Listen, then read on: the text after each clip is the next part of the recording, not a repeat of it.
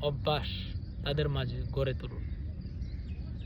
তাদের মাঝে কোরআন এবং নামাজ, এই দুটি জিনিস ছোট সময় থেকেই তাদের মাঝে এর বীজ বপন করে দিতে হবে।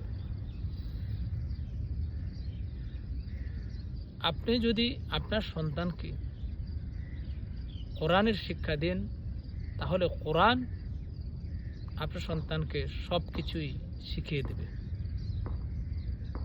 আর মসজিদে যে নামাজ পড়ার অভ্যাস গড়ে তুলুন, এই দুটি কাজ যদি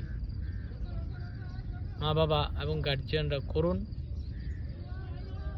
আপনার সন্তান নষ্ট হবে না। আপনাকে আশ্বস্ত করব, আপনি নিশ্চিত থাকুন আপনার সন্তান সে সুরক্ষিত থাকবে, আল্লাহর জিম্মায়, আল্লাহর হেফাজতে সুরক্ষিত থাকবে।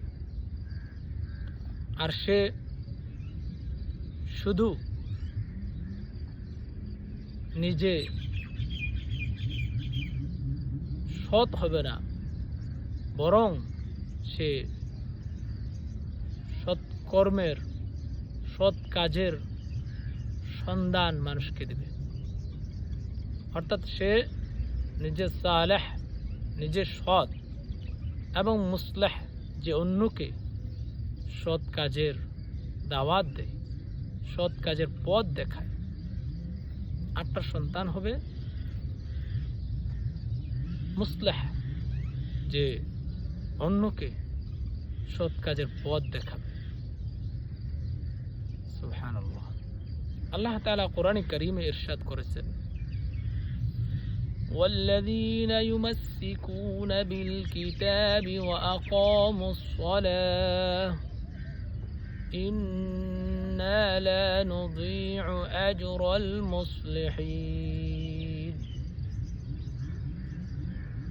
আর যারা সুদৃঢ়ভাবে কিতাবকে আঁকড়ে ধরে এবং নামাজ প্রতিষ্ঠা করে, নিশ্চয়ই আমি সৎকর্মীদের পুরস্কার বিনষ্ট করব না। সুবহানাল্লাহ। দেখুন, নামাজ সহিহ হাদিসে বর্ণিত হয়েছে, নামাজ হচ্ছে দ্বীনের স্তম্ভ, দ্বীনের খুঁটি, দ্বীনের পিলার, যার উপর দ্বীন প্রতিষ্ঠিত। الصلاة عماد الدين من أقامها فقد